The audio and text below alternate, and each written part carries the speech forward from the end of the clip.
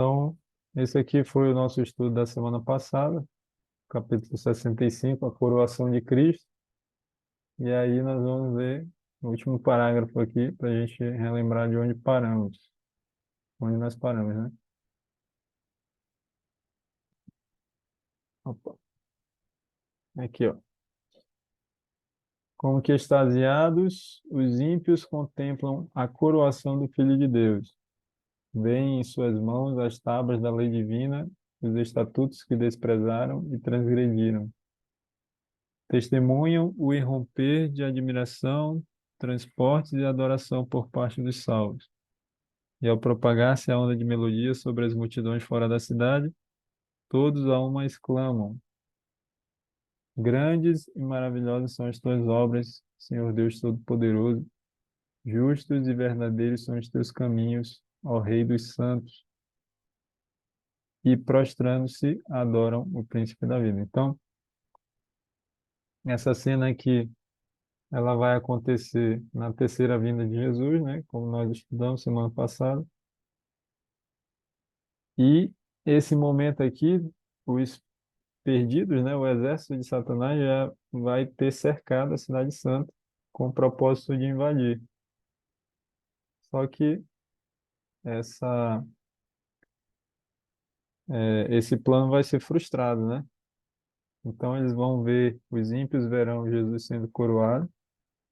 Lembrando que Jesus vai estar numa plataforma onde vai ter o seu trono, né? Acima da cidade santa e todos os anjos e os salvos ao redor de Jesus. Então todos vão reconhecer que Deus é justo, que os seus caminhos são verdadeiros, né? Que as suas obras são grandes e maravilhosas e vão se prostrar diante de Jesus, que é o príncipe da vida. Vamos ver essa cena aqui. Deixa eu ver se eu consigo abrir aqui. Eu já passei para vocês assistirem, mas deixa eu ver se eu encontro aqui.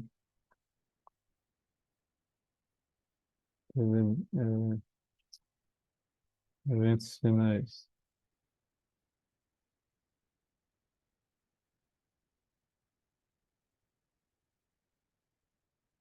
Vai ser interessante a gente ver essa cena aqui. Eventos finais. Vamos ver aqui.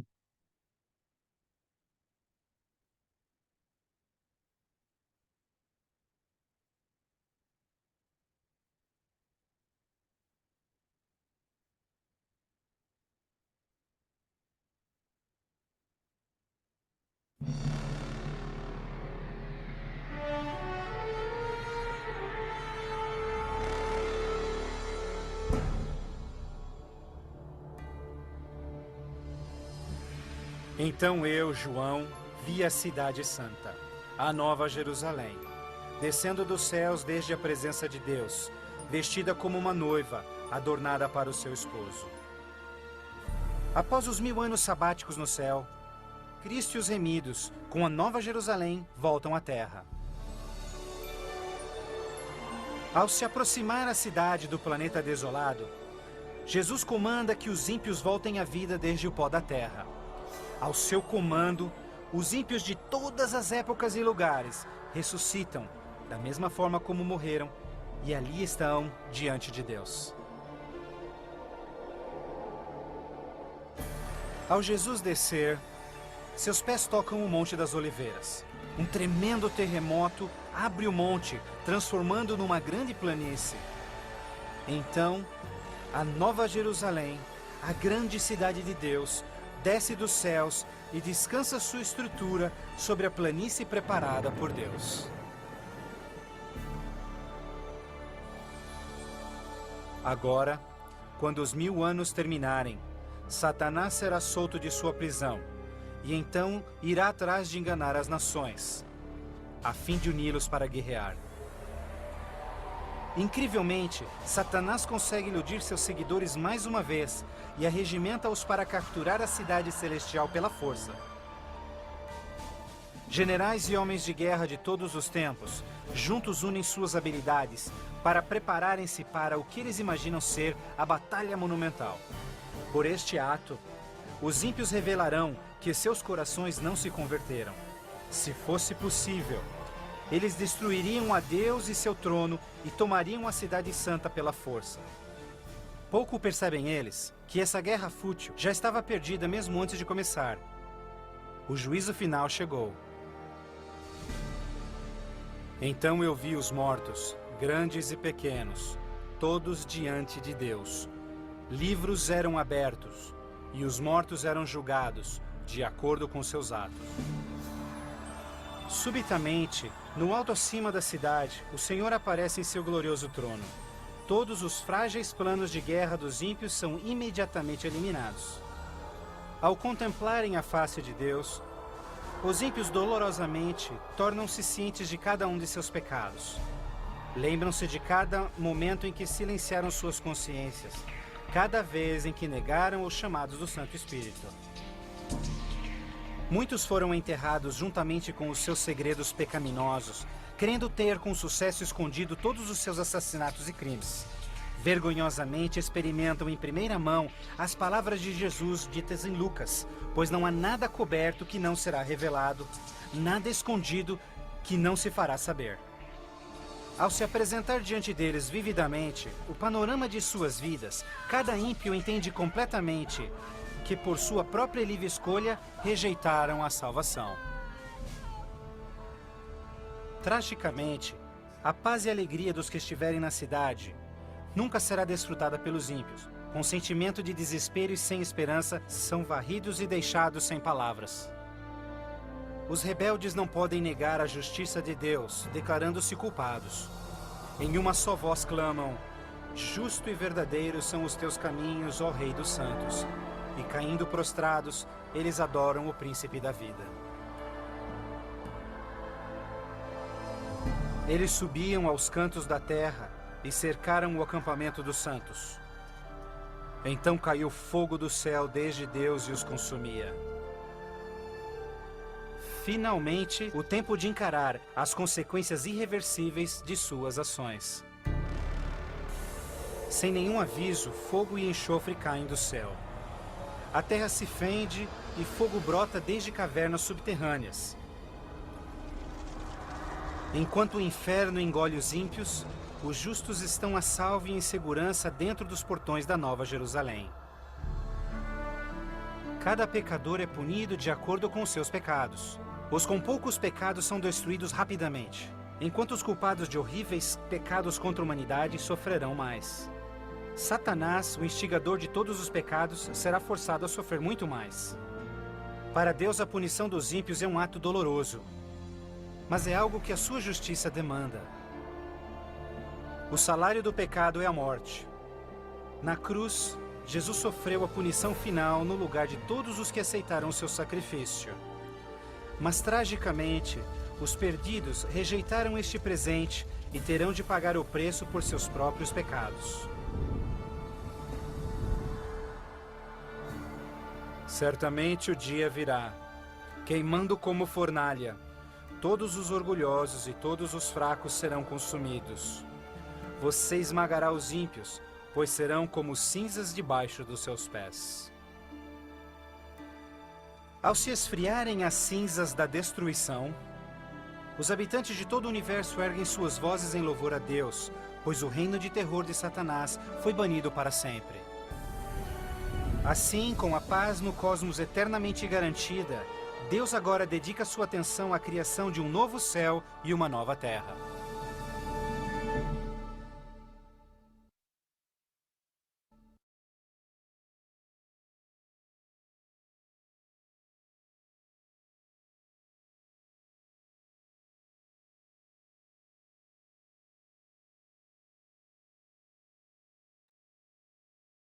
Bem, então vamos agora voltar lá para o livro, para a gente entrar no capítulo de hoje mesmo. Então, nós vimos aqui a parte final do capítulo anterior, já juntamente com o vídeo, né, que ajuda a gente a ter uma visão mais ampliada do que foi lido, né? Também, capítulo 66, o penúltimo capítulo do livro História da Redenção, a segunda morte.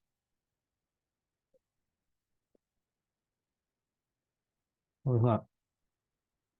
Satanás parece paralisado ao contemplar a glória e majestade de Cristo. Aquele que fora um querubim cobridor, lembra-se de onde caiu. Ele, serafim resplandecente, filho da alva, quão mudado, quão degradado. Isaías 14:12 é a referência aqui. Vamos ver o que diz lá. Isaías 14:12.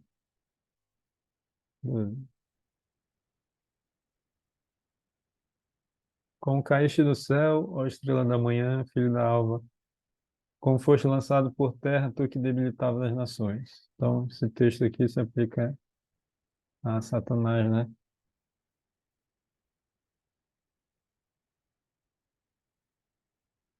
Então, Satanás ele vai lembrar, né? O tempo que ele era um anjo perfeito, né? No céu, ele era um querubim cobridor, essa era a função dele. E quão mudado e degradado ele estará nesse tempo, né? Já está, né? Mas nesse tempo, mais ainda. Satanás vê que sua rebelião voluntária o inabilitou para o céu, adestrou suas faculdades para guerrear contra Deus.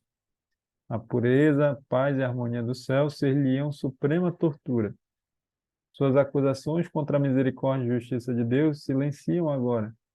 A culpa que se esforçou por lançar sobre Jeová repousa inteiramente sobre ele. E agora Satanás se curva e confessa a justiça de sua sentença.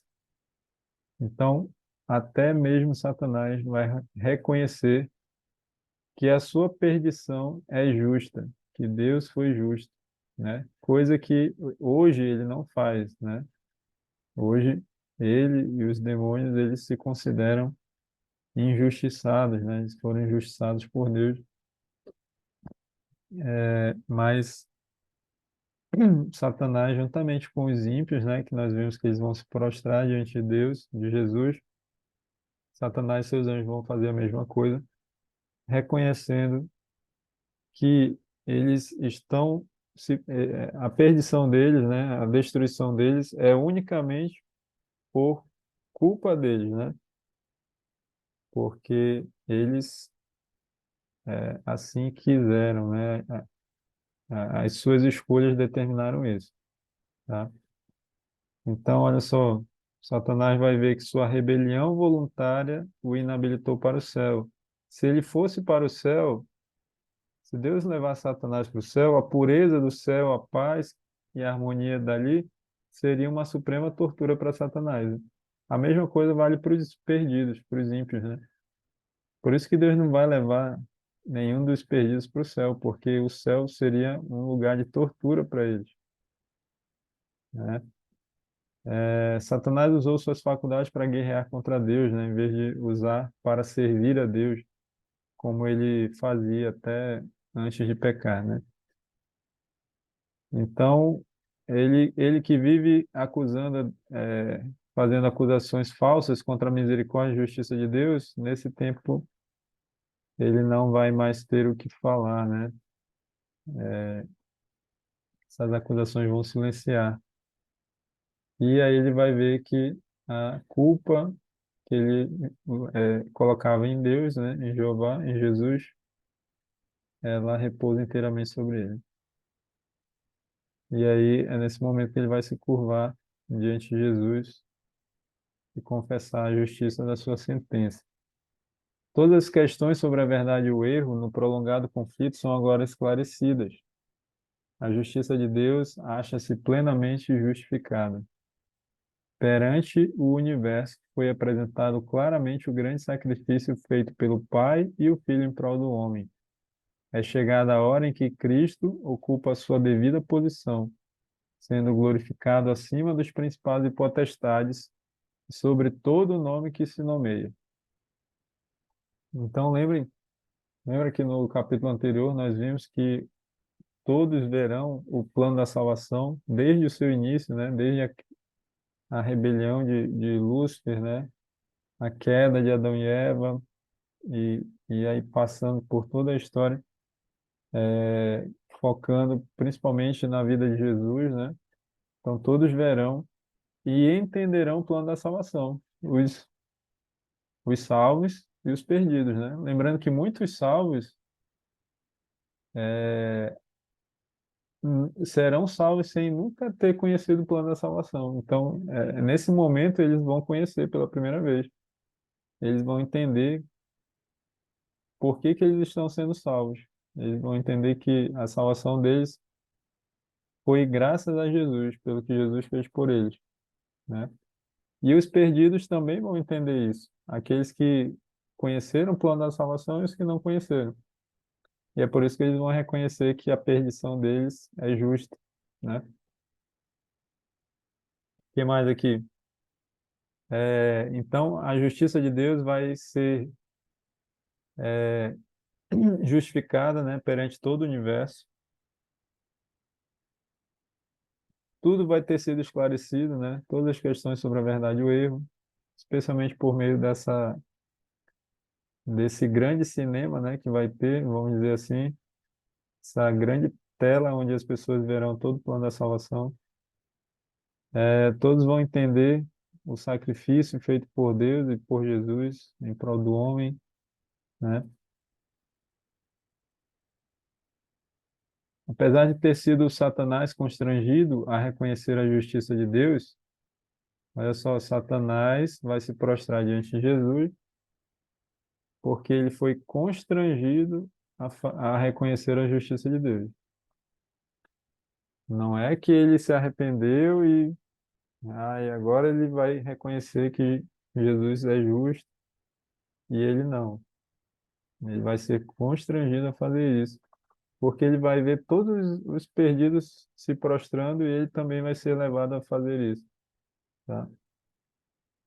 Então, apesar de ter sido Satanás constrangido a reconhecer a justiça de Deus e a curvar-se à supremacia de Cristo, seu caráter permanece em mudança.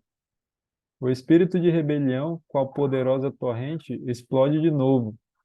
Cheio de delírio, decide-se a não capitular no grande conflito.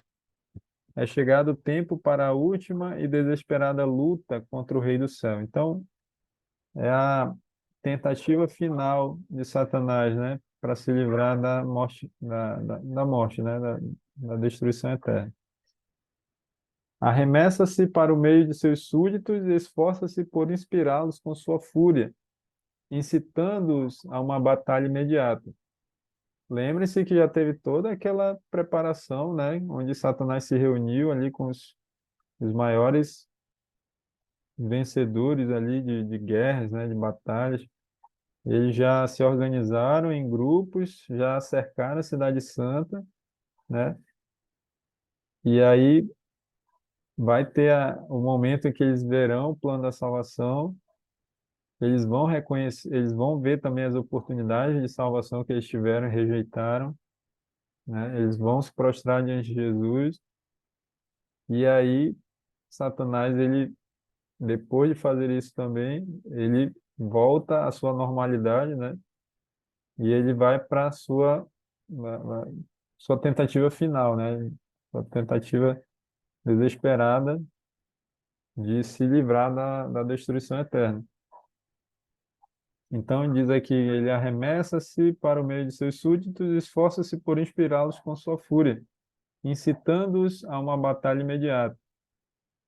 Olha só que interessante que vai acontecer. Mas, dentre todos os incontáveis milhões que seduziu a rebelião, ninguém há agora que lhe reconheça a supremacia. Então, pela primeira vez, os ímpios não serão levados a reconhecer a supremacia de Satanás, não se permitirão ser influenciados e enganados por Satanás. Pela primeira vez. Olha só que interessante, né? seu poder de Satanás, né, chegou ao fim. Os ímpios estão cheios do mesmo ódio a Deus, o qual inspira Satanás. Mas veem que seu caso é sem esperança, que não podem prevalecer contra Jeová. Então, os ímpios não são diferentes de Satanás, meus amigos. Não serão diferentes. O mesmo ódio que Satanás tem e os demônios têm contra Jesus, os ímpios também terão. Só que os ímpios vão reconhecer, diferente de Satanás, eles vão reconhecer que não tem o que fazer, que o caso deles é perdido, tá? Eles não têm como vencer Jesus, né?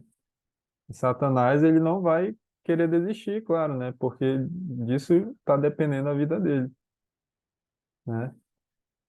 Mas ele não terá mais o apoio do seu exército gigantesco, né?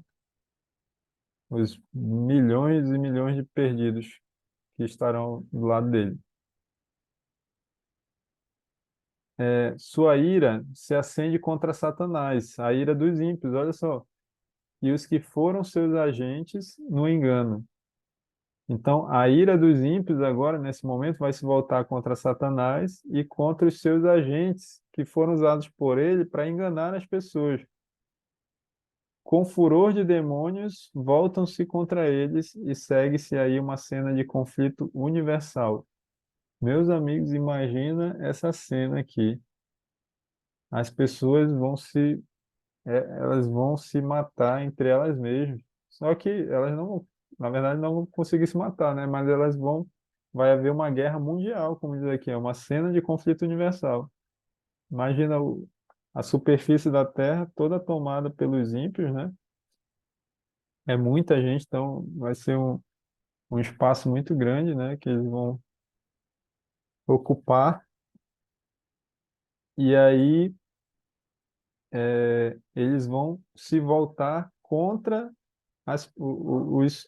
aqueles que foram instrumentos de Satanás, né, que enganaram as pessoas e que levaram elas à perdição. E aí você coloca, por exemplo, os líderes religiosos, né, que vão ser responsáveis pela perdição de muitas pessoas. E eles vão se voltar contra essas pessoas, ó, com furor de demônios, né? Então, olha só, que interessante, né? Na volta de Jesus, os líderes religiosos, é, eles vão sofrer também, né? Eles vão ser destruídos pelas pessoas mesmo. As pessoas vão se voltar contra eles e vão despedaçar esses homens e mulheres usados por Satanás, né? E a mesma coisa vai acontecer depois dos 1000 anos, antes da segunda morte, né? Então, para esses líderes religiosos, a primeira morte deles, aqueles que estiverem vivos na volta de Jesus, vai ser uma morte terrível, né? Eles vão ser despedaçados pelas pessoas, porque elas vão entender que se perderam por causa deles, porque confiaram neles.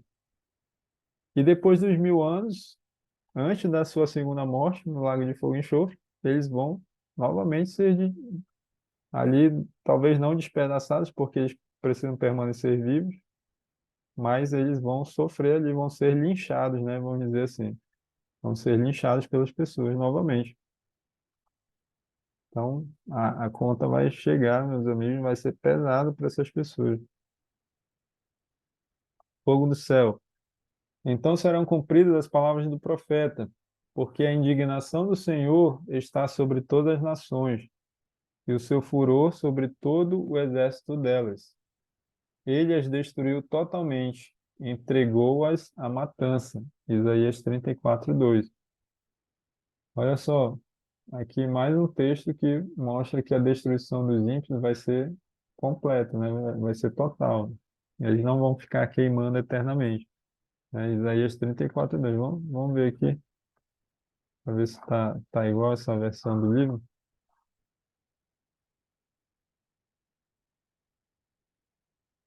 Porque a indignação do Senhor está contra todas as nações, e o seu furor contra todo o exército delas. Ele as destinou para a destruição e as entregou à matança. Então, esse texto aqui ele vai se cumprir, ó, nesse tempo, né?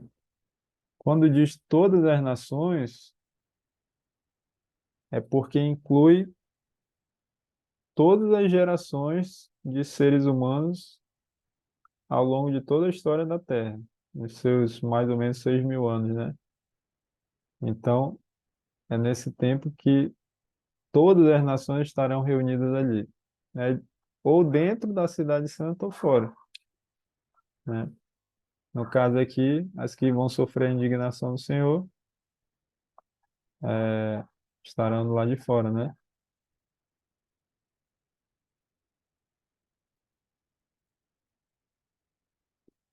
Aqui, sobre os ímpios fará chover laços, fogo, enxofre e vento tempestuoso. Eis a porção do seu copo. Olha só que interessante, né? A gente encontra esse texto lá em Salmos 11:6. Vamos ver aqui nessa versão, a gente vê como é que está lá. Salmos 11:6.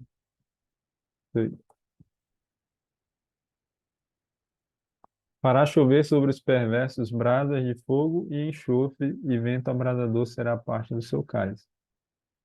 Então vejo que mesmo no livro de Salmos a gente encontra referências à,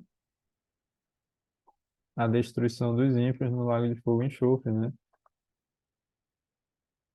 Que vai ser a terceira fase do juízo, né? A fase de execução. De Deus desce fogo do céu, a terra se fende, são retiradas as armas escondidas em suas profundezas. Chamas devoradoras irrompem de cada abismo iante. As próprias rochas estão ardendo. É chegado o dia que arde como forno, como diz lá em Malaquias 4:1. Os elementos fundem-se pelo vivo calor, e também a terra e as obras que nela há são queimadas. Meus amigos, tudo vai se derreter, o calor vai ser tão grande que tudo vai se derreter. Rocha, ferro, aço, concreto, tudo vai se derreter. A Terra vai virar um lago realmente, um lago de fogo mesmo, né? É como se fosse aquela lava do vulcão, né? É tamanho o calor, né? Os elementos fundem-se pelo vivo calor e também a terra e as obras que nela há são queimadas, como diz lá em 2 Pedro 3:10. Vamos ver esse texto aqui. Pedro, deixa assim, vai. Vai. Diz assim: virá, entretanto, como ladrão o dia do Senhor, no qual os céus passarão com estrepitoso estrondo e os elementos se desfarão abrasados. Também a terra e as obras que nela existem serão atingidas. Então, nesse tempo, tudo vai se desfazer com brasas, né? Inclusive a terra e as suas obras.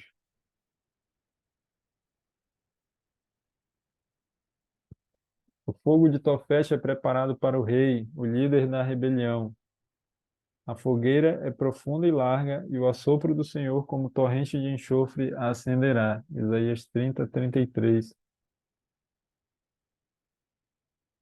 Então vejo que esse fogo ele vem de Deus, né?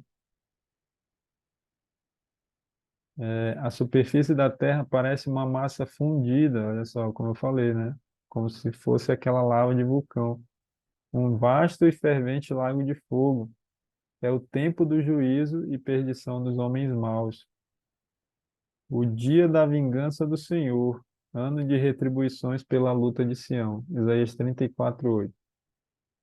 Chegou o dia da vingança do Senhor, meus amigos. Esse será o dia em que Deus fará a justiça completa, né? E vai acabar com todas as injustiças dessa terra. E aqueles que é, que fizeram suas maldades, né? Que fizeram maldade para pessoas inocentes, né, que cometeram injustiças, que mataram muitas pessoas, né, como Hitler, por exemplo, né, que matou milhões de judeus. Esse é o dia em que Deus fará a justiça completa, né? Esse é o dia da vingança do Senhor. Os ímpios recebem sua recompensa na terra, eles serão como palha, e o dia que está para vir os abrasará, diz o Senhor dos Exércitos. Malaquias 4:1. Alguns são destruídos num momento, enquanto outros sofrem muitos dias. Olha só aquilo que eu já comentei com vocês sobre o grau de punição, né? Cada pecador terá um grau de punição diferente.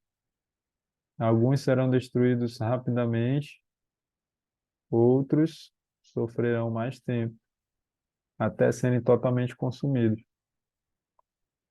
O que vai definir isso, né? Esse grau de punição? Todos são punidos segundo suas ações. Tendo sido os pecados dos justos transferidos para Satanás, o originador do mal, ele deve suportar seu castigo. Assim, ele tem de sofrer não somente pela sua própria rebelião, não somente pelos pecados dele, que não são poucos, né?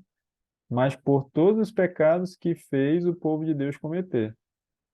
Então, todos os pecados cometidos pelos salvos e que foram perdoados por Deus, né? Todos esses pecados eles não desaparecem simplesmente. Eles vão ser queimados juntamente com Satanás. Eles vão ser colocados na conta de Satanás, né? Sobre ele, né? Seu castigo deve ser muito maior do que o daqueles a quem enganou. Depois que perecerem os que pelos seus enganos caíram, deve ele ainda viver e sofrer. Ou seja, depois que todos tiverem sido consumidos, primeiro, eu imagino primeiramente os seres humanos, né?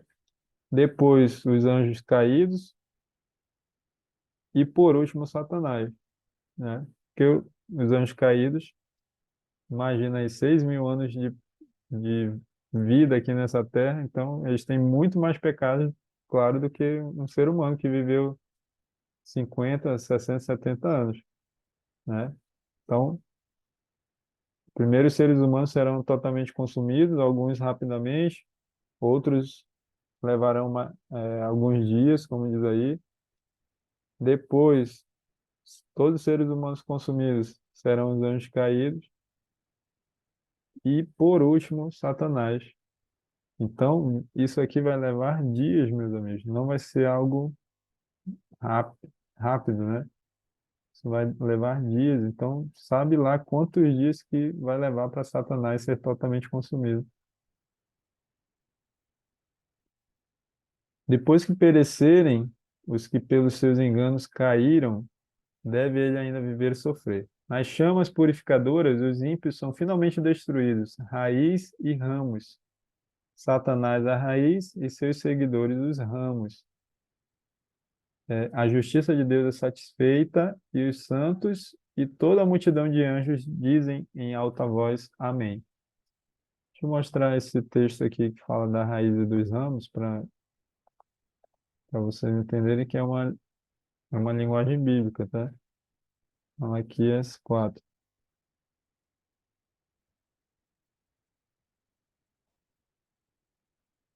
Diz assim, ó, pois eis que vem o dia e arde como fornalha.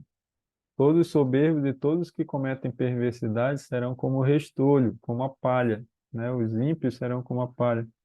O dia que vem os abrasará, diz o Senhor dos Exércitos. Está falando desse juízo, né? Do juízo final, no lago de fogo e enxofre. De sorte que não lhes deixará nem raiz nem ramo.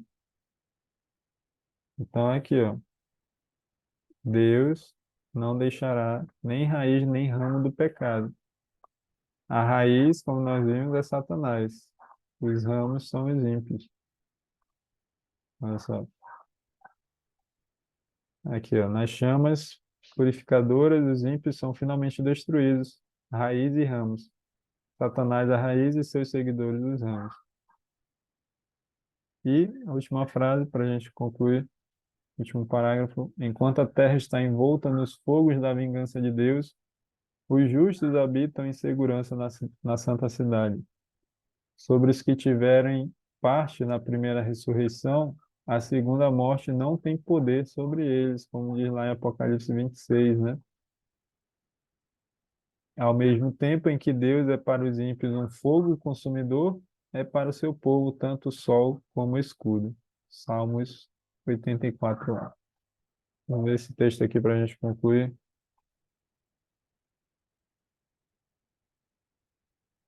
Salmos 84, 11.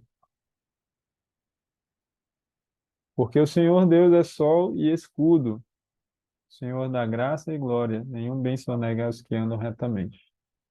Então, enquanto para os ímpios Deus é um fogo consumidor, para os salvos, para o seu povo, ele é o que diz aqui, em Salmos 84, 11. Ele é sol e escudo, né? Ou seja, escudo, né? Ele protege, ele vai proteger o seu povo dessa, desse juízo, né? Do juízo final. Procurar aqui a palavra fogo consumidor.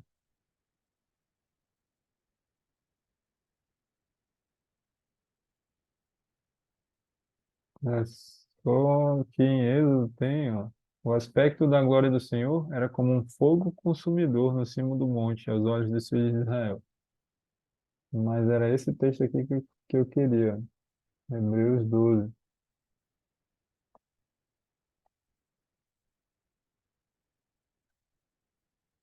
Vamos abrir aqui, vamos ler o 28. Por isso, recebendo nós um reino inabalável, retenhamos a graça pela qual sirvamos a Deus de modo agradável, com reverência e santo temor, porque o nosso Deus é fogo consumidor. Então, nós devemos adorar a Deus com reverência e santo temor, meus amigos, porque Ele é fogo consumidor. Mas Deus será fogo consumidor para os ímpios, né?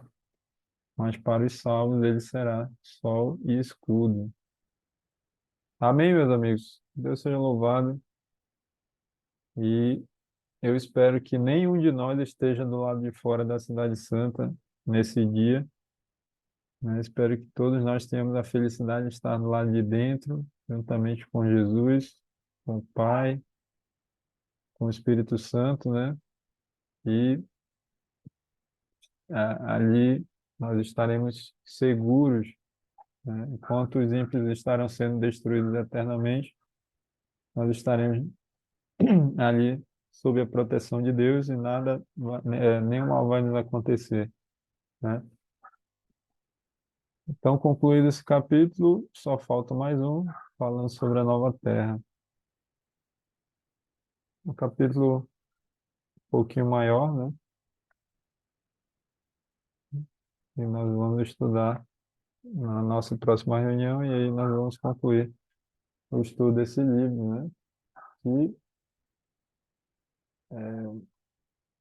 foi um longo estudo, né? Desde o capítulo 1, a queda de Lúcifer, até 67, a nova terra, passando por toda a Bíblia.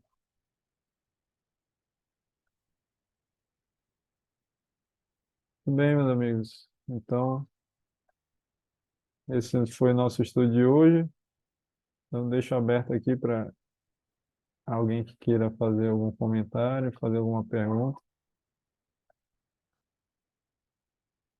Fique à vontade, tá? E depois nós vamos concluir com a oração.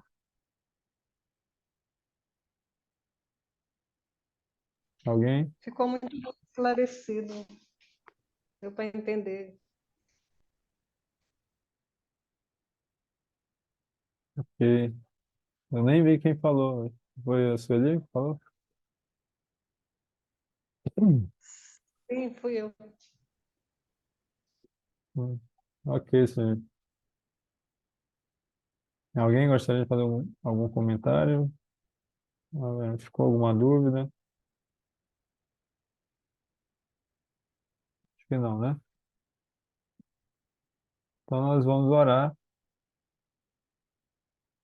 Ricardo, quer falar? Pode falar. Sim, sim, sim, eu quero.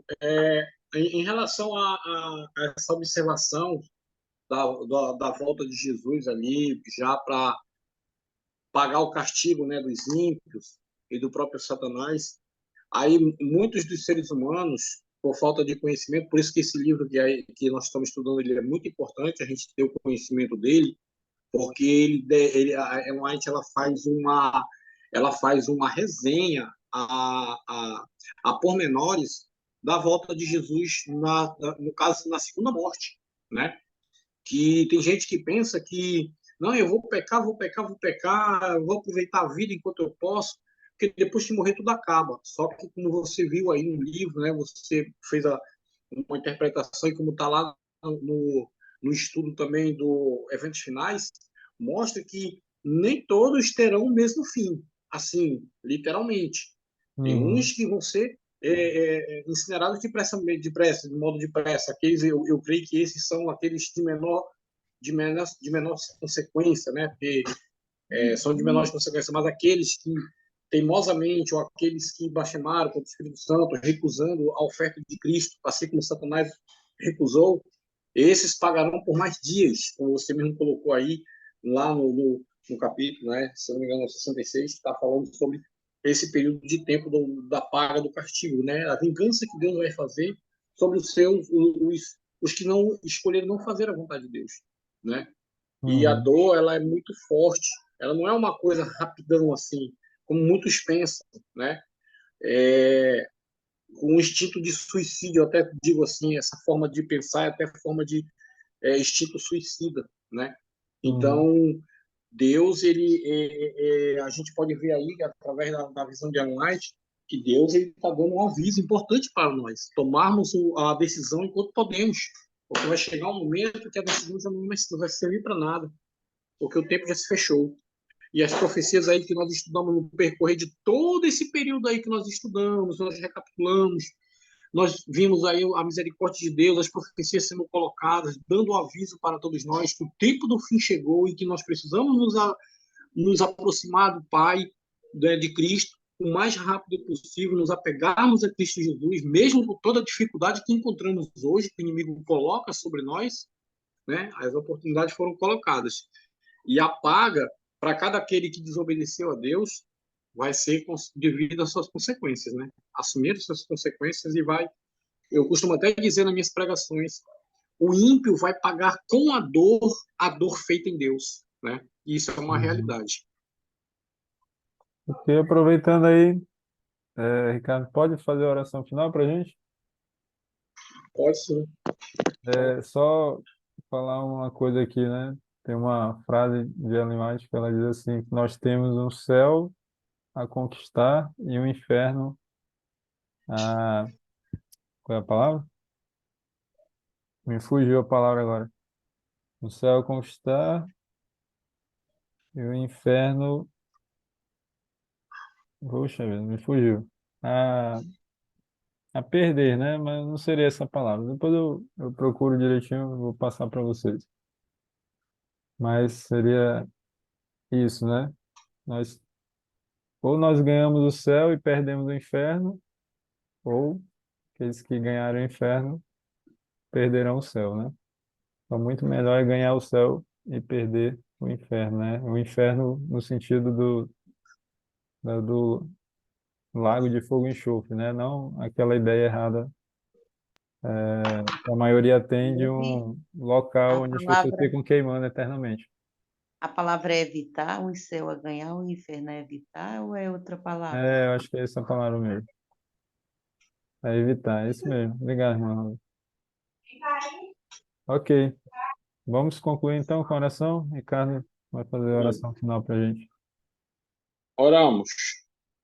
Santíssimo Deus, Pai nas alturas, nós te agradecemos, ó Pai, pela oportunidade de aprender um pouco mais, Senhor Pai, sobre daquilo que está prescrito, Senhor Deus, avisado por Ti, Senhor Deus, para que possamos estar sabedores, Senhor Deus, daquilo que está por vir.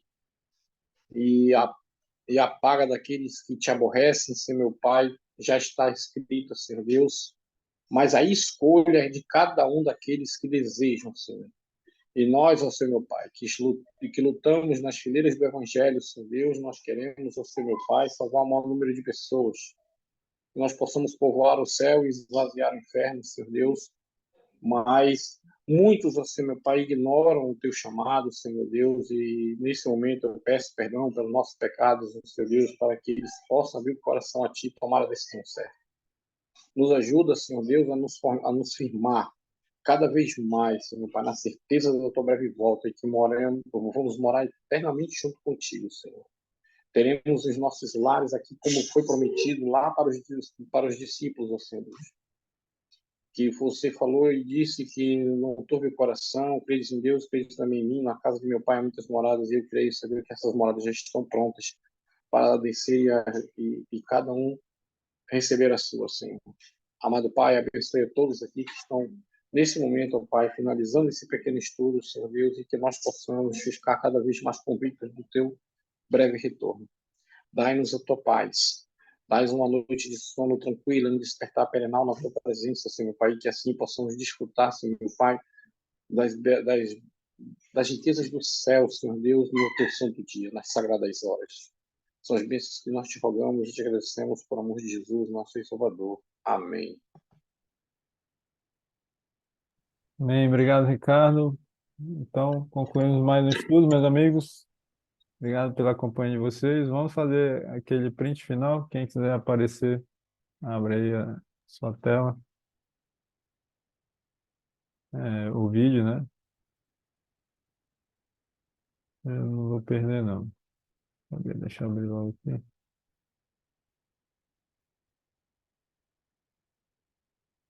Opa,